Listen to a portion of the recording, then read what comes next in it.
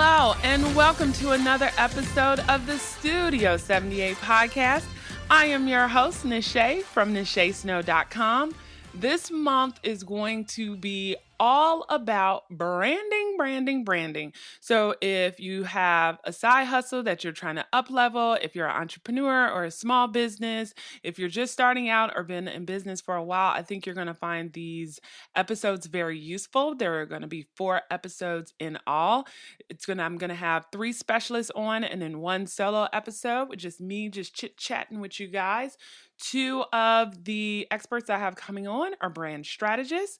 And then the 3rd expert I have coming on is a designer who will help you create strategic websites and videos. So good stuff coming. I've already interviewed 2 of the specialists, and I have 1 more to interview actually this week coming up. And then from those episodes, I'm going to just create like a cheat sheet based on all the things that they've said. So be sure to listen to the very end, and then you can find out how to get that cheat sheet once it's created. But yeah, and so, it's funny because I really want to make sure that the order of these episodes makes sense. So when I interviewed this past week, this brand strategist, Robyn Young, I just knew she should be the first one up, because I want you to think about branding yourselves strategically. And by the end of May, I want you to have some good action items for yourself, really know and understand like your brand, and just be ready to make money and really put yourself out to the world. And so I'm just going to jump right into it. So Robyn is really focusing on the why, which is what I love, because a lot of times you guys will hear me when I'm talking about branding, mostly I'm talking about visual branding. So it's assuming that you already know your why, you understand like who your target audience is, and then I'm like maybe talking about like the visual elements like your logo or your photography, your colors, your this, your that. That is my as a graphic designer, that is mainly my focus. Like I get into the general brand strategy that she talks about today, but that's not necessarily my jam, okay?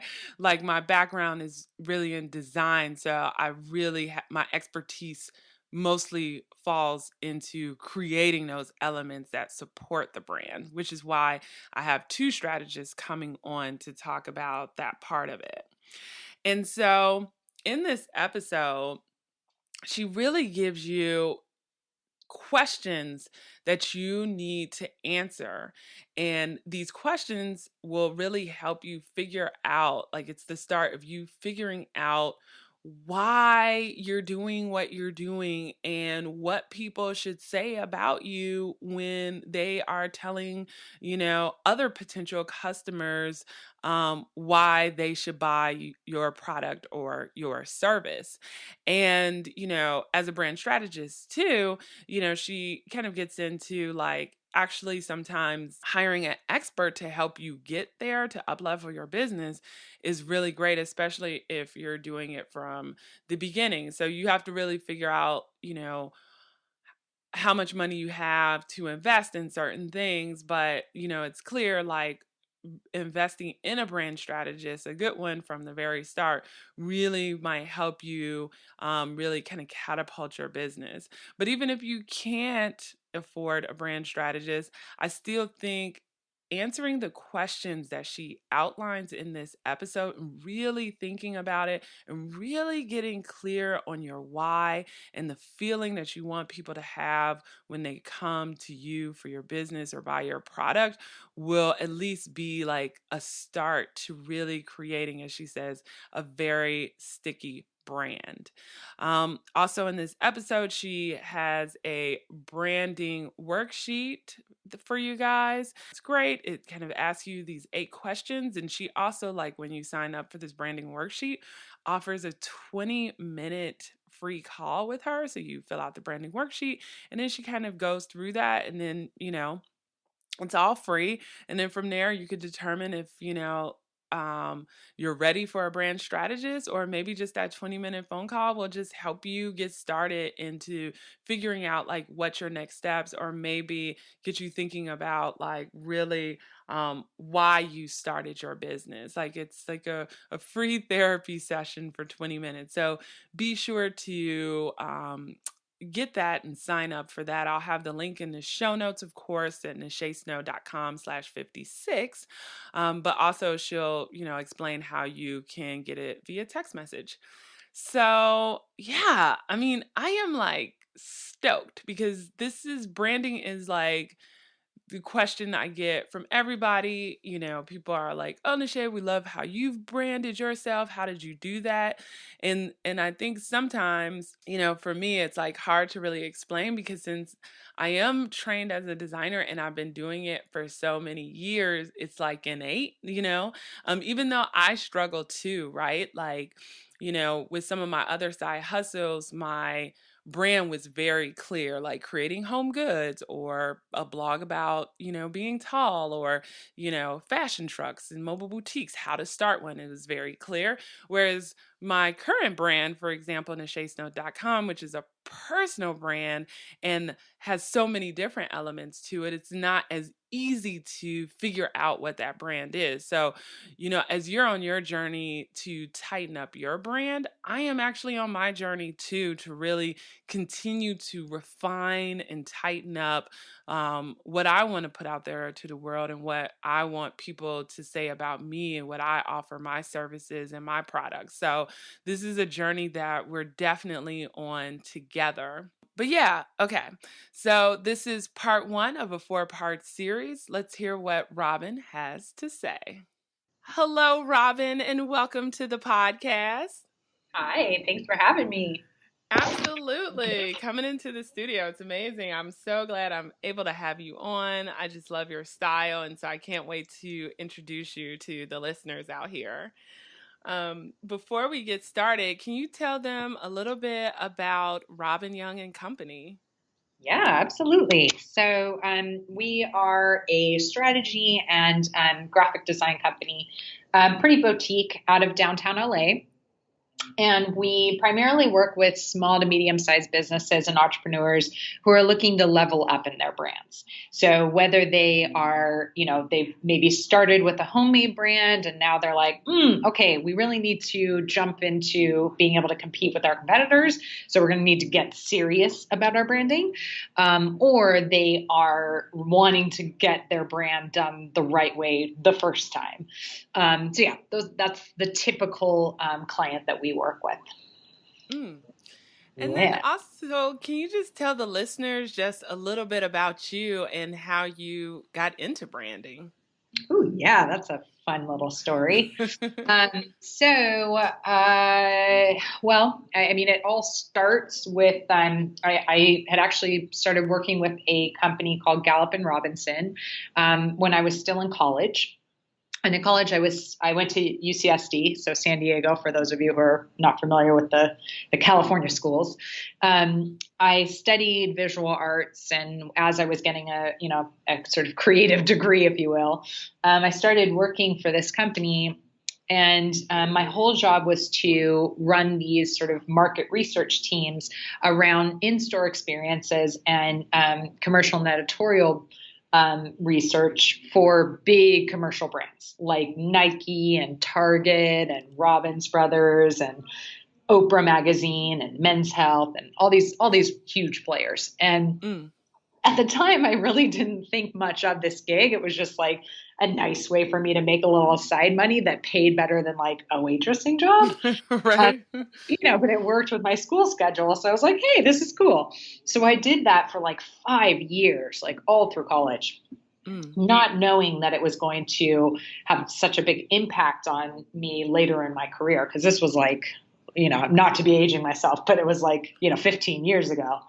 And then I ended up taking a sales position after college, but almost immediately I jumped into the creative side of branding, and I was a creative director and stylist freelance, mostly working with local luxury publications, but also some brands. And I got to see how to develop a brand story through photography. So I really got to, get my hands dirty and learn the kinds of ins and outs of the creative side of branding, which was really cool. Mm. And then as you did in, 2008, 2009, 2010, everything started to kind of merge over into digital. So I knew that that's where my career was going as well. Editorial was starting to die out a bit. So I started working with 2 digital agencies, and I transitioned into working on personal brands. So I worked with some influencers. Mainly I worked with Tracy Ellis Ross from that show Blackish, but this was, Oh, yeah. this was way before she had done Blackish, obviously. I also worked with a bit with Lauren Conrad, a bit with Harry Shum Jr. from Glee. And I also worked on a YouTube funded channel that was like early days before anybody was marketing to millennials. We were marketing to millennials. And it was like a fashion and beauty channel. So really fun because basically for all of these brands, I was managing their content, their branded content. And I had to make sure that everything fit the vibe of their brand and sort of made sense for the message that they were trying to convey and like how they wanted their brand to be perceived. So on top of branded content, I would also manage some partnerships with them and licensing deals and things like that. So I did that for a few years. And then I started working with UCLA in their branding and marketing department. And it was so interesting to go from these sort of smaller startup digital agencies working on personal brands to working on 100-year-old brand where that's very different. Yeah. Yeah, very clear cut ideas of what they want their brand and who they're marketing to, and just a lot of I have to say a lot of bureaucracy in that too. Like it was very difficult to find the innovation, the creativity in there. I really had to work around a lot of parameters as to what how to create something new from something that was so established. But obviously also a really exciting challenge for me to get to work on these huge fundraising campaigns and major events like Bruin Day. And also I worked on their centennial campaign, which was really cool. So I had gotten there right before they hit their 100-year mark. So that was really fun. And then I capped off my experience working with General Assembly, which is a tech school. This was the only position I had that wasn't a creative one. I was more of a product manager, and the courses that I managed were product management, digital marketing, and user experience design. So now the nice part about that was I got to learn from the startup side how to launch a product, how to create a compelling user experience for that product, and how to market it, market it digitally in, this sort of new day and age. So it was all the kind of new age skills that I feel like I was lacking in my 10 plus years of experience in branding. And so it really allowed me to kind of merge the experience I've had of working with these bigger companies with how that relates to working with smaller companies and startups. So it was the last piece I needed to then launch my own agency. And when I have to be honest, when I decided to leave my tech job, I was really not prepared. I was the like quintessential shoemaker son without shoes. Branding was all over the place. I was trying to be like the Jill of all trades. So I'm like, I'm gonna offer social media and content strategy and branding and website design and also like campaign imagery and styling. And I just basically offered everything I had ever had experience in. And I made no money for months and months. I made no money because I wasn't clear on my brand. I thought, like many of my, potential customers think now, many of the entrepreneurs that I work with, I thought that my brand was my website, my logo, my color schemes. And after so much digging and like some come to Jesus moments and really like diving deeper into, well, what is it that made these brands that I've worked with really successful? And how did I get to the root of what their brand actually was? I put together my brand sprint strategy session that I still run today. just by piecing together what really makes a brand, a lasting brand, one that's going to be sticky and appeal to customers. And I came up with a complete strategy session that I still offer today. In fact, I not only just offer it, we start with strategy with every customer that we work with. So yeah, I had to not only create a really compelling offering like that, I had to be very specific and get very clear on what it was that I wanted to offer and what the value was and who I was trying to market to, so that way when people were looking to refer me, it was easy to refer me. So instead of doing everything, I was like, all right, that's it. All we do now is brand strategy and design. That's it. It was very clear, right? Yeah, very, Not very. all the things. Yeah. And not only that, I started, in order to further emphasize myself as as an expert in this field, I started to teach workshops on branding, and I still do. My God, in April, I taught 6 workshops on branding. Whoa. I know. There were a couple weeks in there. I was like 1 or 2, 3 workshops in the week. I'm all, okay, this is a bit much. But yeah, so I started writing about branding. I started talking a lot about branding. I started doing tons of podcasts and events and, hosting workshops and boot camps and obviously clearly running now my agency all around branding. So as I was developing this agency, I was also developing a personal brand for myself as a branding expert. And I have to say that it's been working out quite well. Because now I think as people think about branding, they tend to think about me if they know me. So yeah, that's been successful. But it did take going through this whole process of, I have to say it, like failing in the beginning, and then realizing, coming to grips with what I was doing wrong. And the nice part is that now that I have gone through that and put myself through my own engine, my own strategy session and my own design and whatnot, I feel like I can confidently offer those services to my clients because I'm living proof that they work. Yeah, I mean, and that's like, it's funny. One of the ways I found you, because I was like typing into like on Instagram, like brand strategist, right? Very clear. I'm like, if somebody is a brand strategist, they're going to clearly have this labeled, within their Instagram. And you are one of very few people that popped up that Instagram felt that I should be connected to. And so clearly it's like, everything that you touch like is like brand strategy and design. So you're very clear about like what your message is or what, your business is about. Yeah, because the value prop of what we offer is the combination of the two. So there are plenty of graphic designers out there, but they don't do brand strategy. Most of the time, those designers are going to expect you to bring the strategy to the table. And they don't even mention it because they usually don't offer it and they want to get your business, right? So the most that they're going to do is to give you, a super high level mood board, and they'll be like, oh, okay, so what is it that you want to convey? And maybe you're like, oh, I mean, I don't know. I'm selling life coaching lessons. So I want it to have a really like soothing feel to it.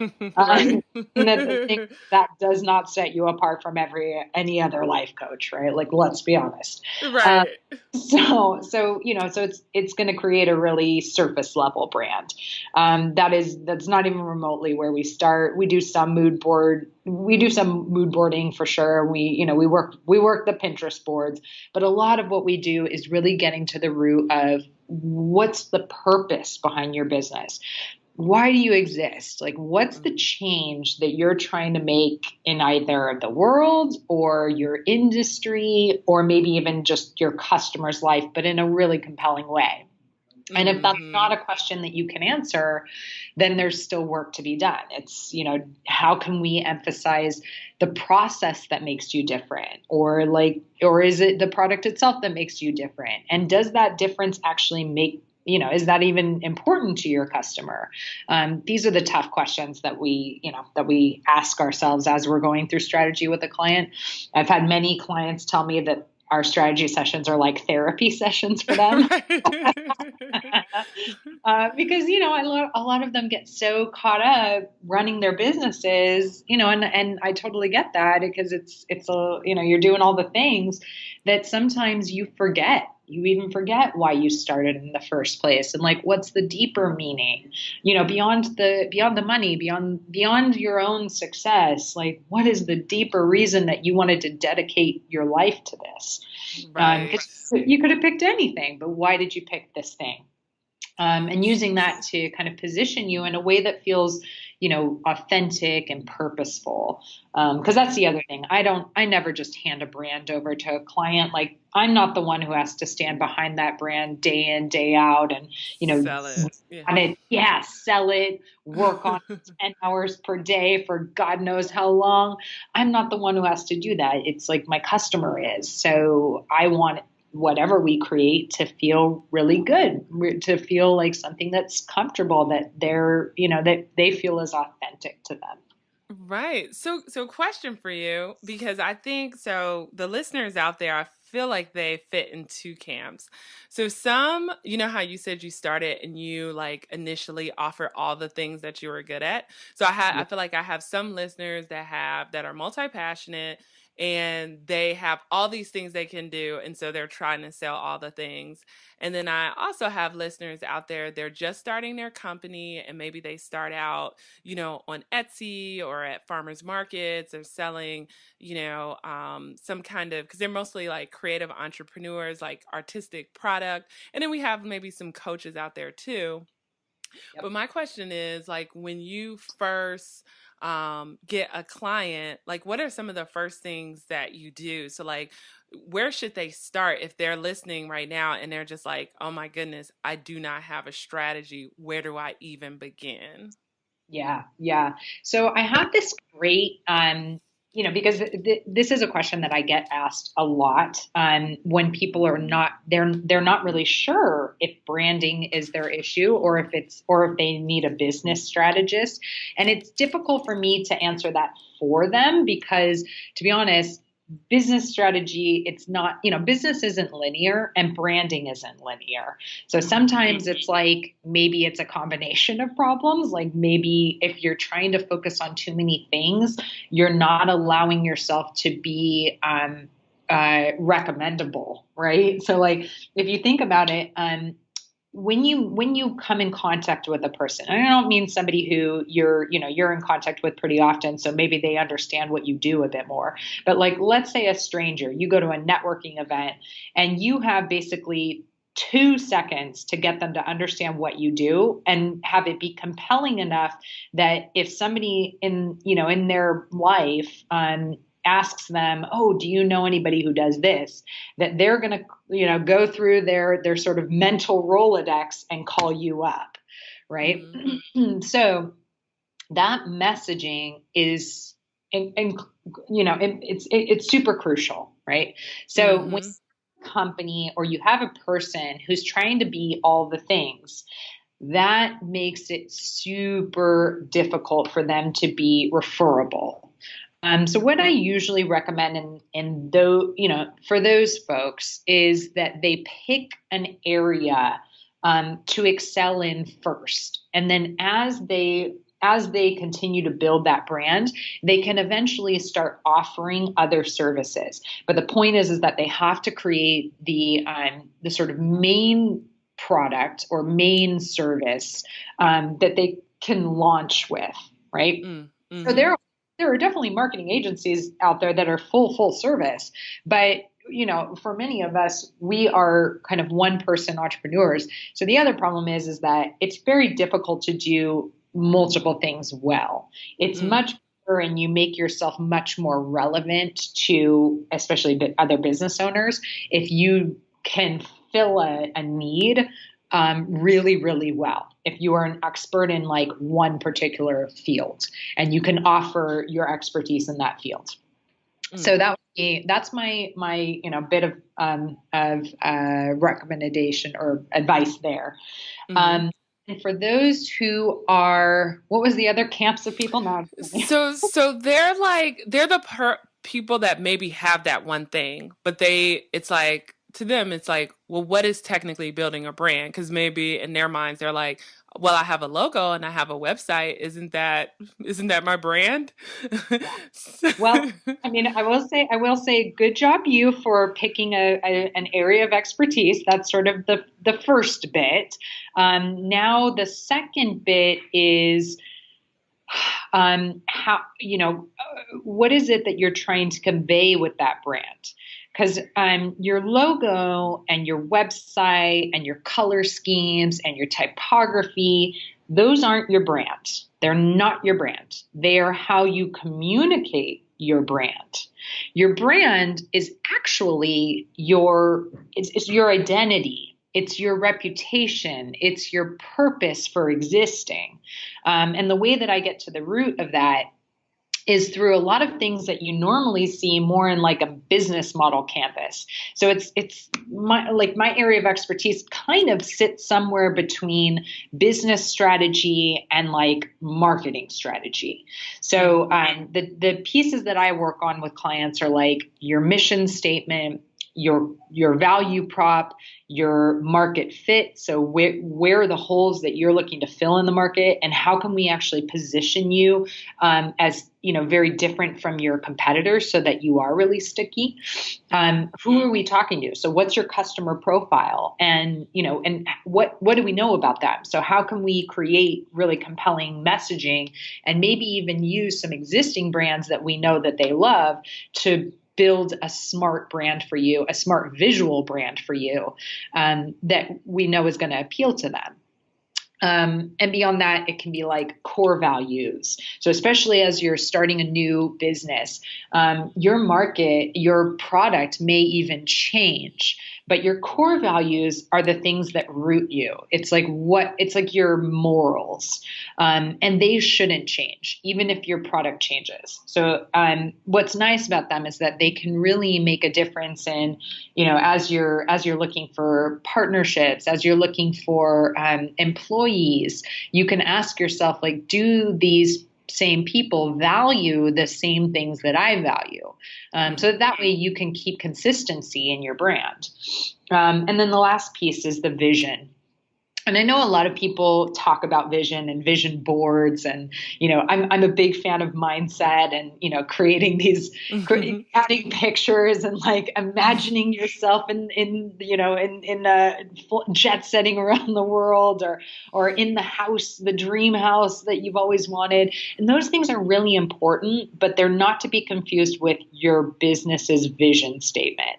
The way that I like to work on vision statements with my customers is, what's the change that you want to see in the world or in your industry or in your customer's life?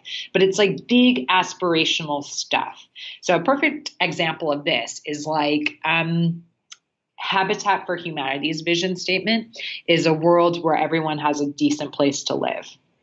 So, I mean, it's beautiful, right? It's something that like really pulls at your heartstrings. It gives me goosebumps when I hear it, because I'm like, oh, that would be so nice. Yeah. Right? It's something that's really heartwarming, and it makes me want to go like, God, take all of my money. Like, what can I do to help support you? Because it's something that I think it's an obvious problem and an ongoing problem. And it says to the world, like, we're not going to stop until we reach this goal. So it's huge. It's important for it to be very, very big, aspirational, right? So that's how I like to think of vision statement. And it's probably one of the hardest things for companies to get right. And sometimes it takes much longer than a 2-hour strategy session to really nail down. But the point is that I like to set my customers up for success by getting them on the right track. And then from there, from a place of research and, strategy, then we start to create their visual brand. So we're never just going with what feels like trendy or low-hanging fruit. We're always creating these brands with purpose. There's purpose to every piece that we choose, every color, every font, everything. So yeah, that's how what my recommendation to those folks would be. And for those who are not quite not quite sure if they've, if branding is the right aspect, or maybe they've never really worked on their brand identity, before. And I actually do offer a very helpful worksheet that is free, and it's called a brand planning worksheet. And starts asking them questions to get them thinking more viscerally about their brand. So instead of the typical questions that you're going to answer about your business, like, what are your profit margins and how are you going to make money and all of that good stuff. They're all very important things. But instead, it's going to be like, list 20 words that describe your brand and list 20 words that don't describe your brand. So it's going to get you kind of thinking in that place. And the way to go about getting that, I actually have a really simple way to go about it. For anybody listening, you can just use the keyword Robyn Young. So it's my name, all one word, no spaces in there. And it's Robyn with a Y. So ROBYNYOUNG. You're going to text that keyword to 345345. And it's going to ask you for your email address. So you put your email address back into the text message and send it off. And it should come back with a confirmation text saying, yes, we've received that. And then you'll automatically be sent my brand planning worksheet, as well as a free 20-minute call with me, which is fun because you actually have some, you have some accountability for filling out that worksheet. Right. You have somebody to now bounce ideas off of for 20 minutes and see if you're, getting to the right place with your brand. So yeah, I would check that out. If you're, if you're dipping a toe into branding, you're not really sure if branding could be the issue with your business. Maybe you're not getting the traction that you want and you're not really sure why.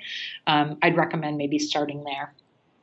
No, I think that's great. And I'm glad too that you explained the difference between a brand and then visual branding, because I think the word brand is thrown about so much. People mix all the parts of a brand together. And then I think that's why sometimes they think like, oh yeah, my logo and my colors is my brand. And they forget about that bigger piece. Yeah. Yep. Definitely.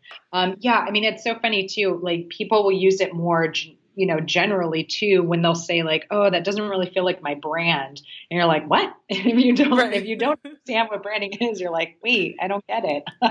But what they mean is that doesn't feel in line with my identity, with how I identify my brand. Right. So yeah. That's why you'll hear sometimes like PR companies or PR reps using that word more generally that way. Because I think branding in general has become like it's really become all of those things. And it's not that those things aren't important, because they do communicate your brand, so they are very important. But I think the trouble is most people are starting there. They are not starting together a strong identity. And the problems that come with doing that is that it's a super easy recipe for disaster when you're creating a very inconsistent brand because you have nothing to anchor your brand. And your messaging, it creates very flat brands because you're probably just kind of going with whatever visual trends or like surface level, colors and, whatnot you can come across that maybe is a little bit different from your competition, but not much. And it's not really communicating the right thing because you're not really sure what you're trying to communicate because you haven't done the strategy piece, right? Right. And I think you told this story before I started recording. I'd love for you to tell it again because I think it'll really resonate and hit home. But when you were talking about Nike. Oh, yes. Yes. It's so funny because having worked with Nike all those years ago, and they're just so freaking savvy.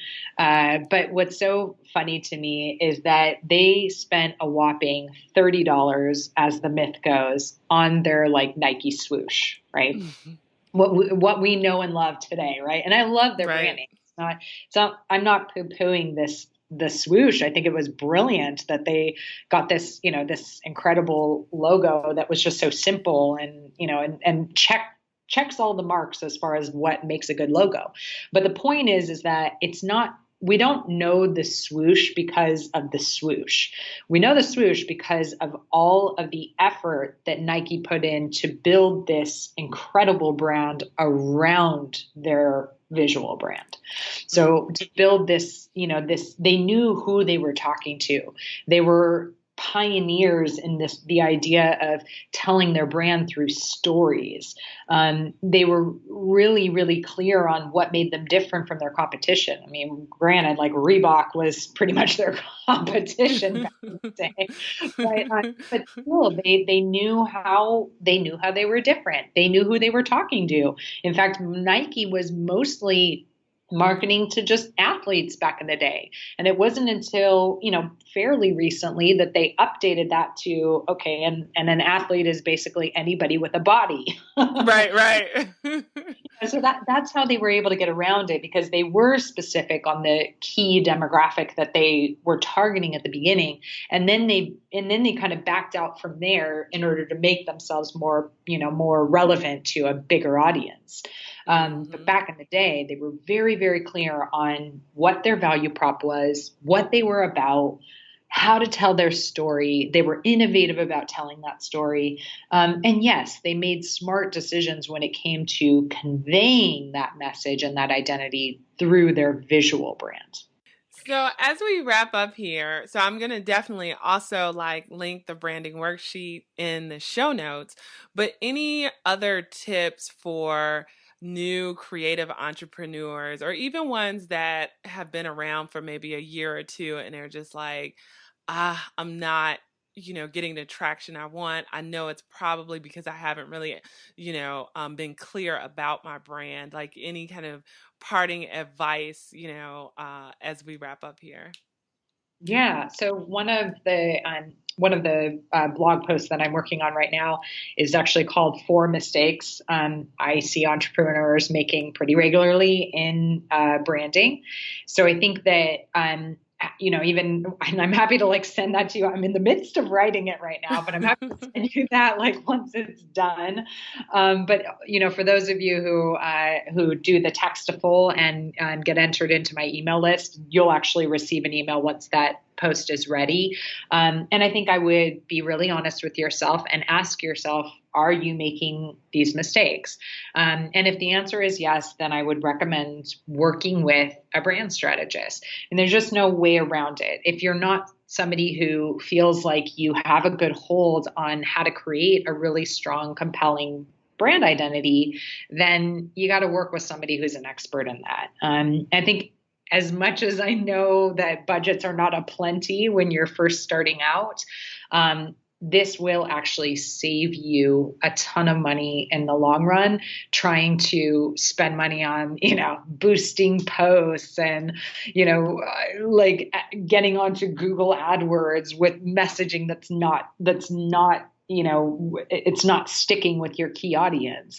So it's probably the most crucial aspect to, launching and running a successful business.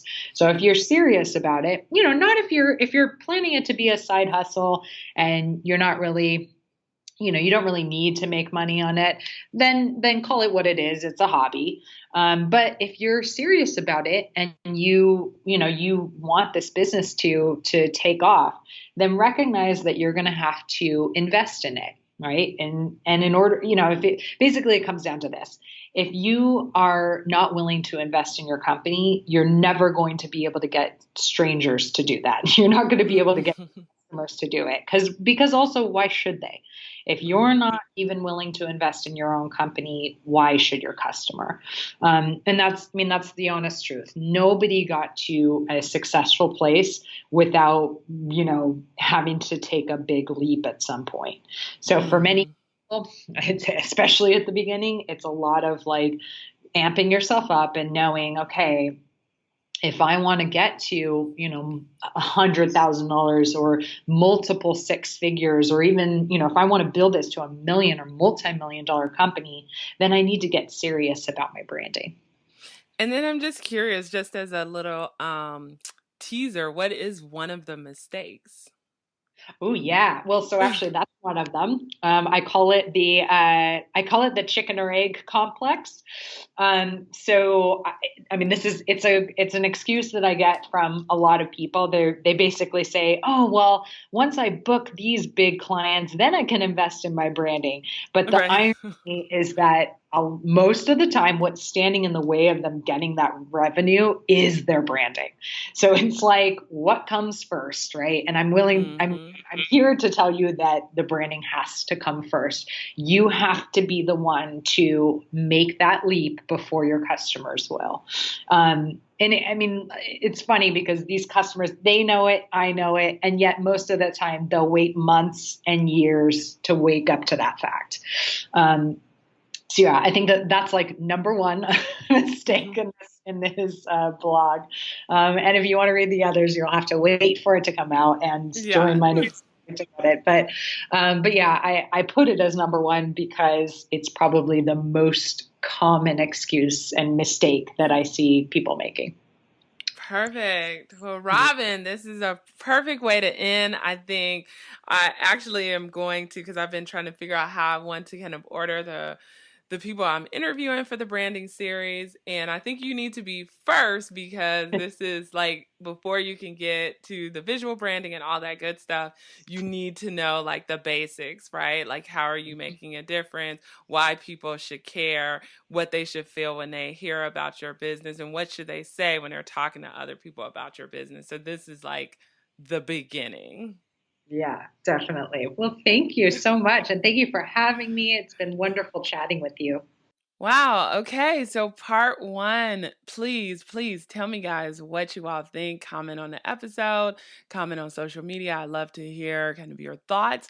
But all the questions that she mentions in this episode will be in the show notes. So, for example, the questions she asks her clients, like, what's the purpose of your business? Why do you exist? What's the change you're trying to make in this world or industry, customer, or life? Is it the process that makes you different or the product itself from other competitors?